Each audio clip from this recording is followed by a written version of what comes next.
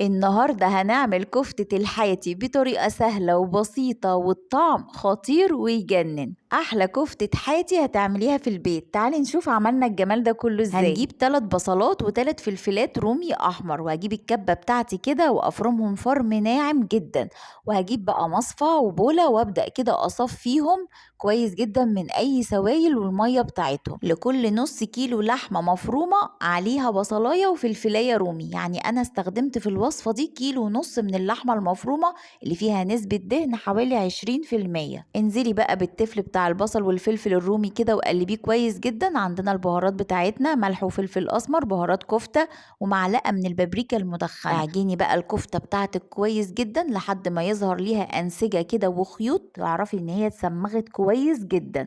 هي كده تبقى نجحت معاكي الكفتة. عندنا شوية بقدونس واخدين الورق بتاعهم كده مفرومين، وهنقلبهم كده تمام. لو هتخزني الكفتة بلاش تحطي بقدونس، بلاش خضرة.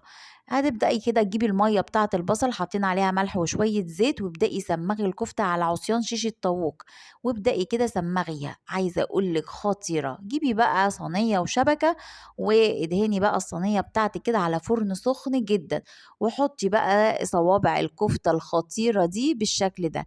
مفيش عندك شبكة ولا صينية تقدري تسمغيها عادي خالص على مسنة أو على معلقة عادي خالص. أهم حاجة تفرغيها من جوه كده، ودي طريقتي المفضلة والمعتمدة أصلا. وعلى الوش كده بحط المية البصل عشان تطلع بقى لونها كده بتلمع وريحتها تجنن. دخليها فرن كده سخن جدا على درجة حرارة 200، ما بتاخدش ربع ساعة وبتطلع جوسي ومفرغة من جوه وطعمها خطير.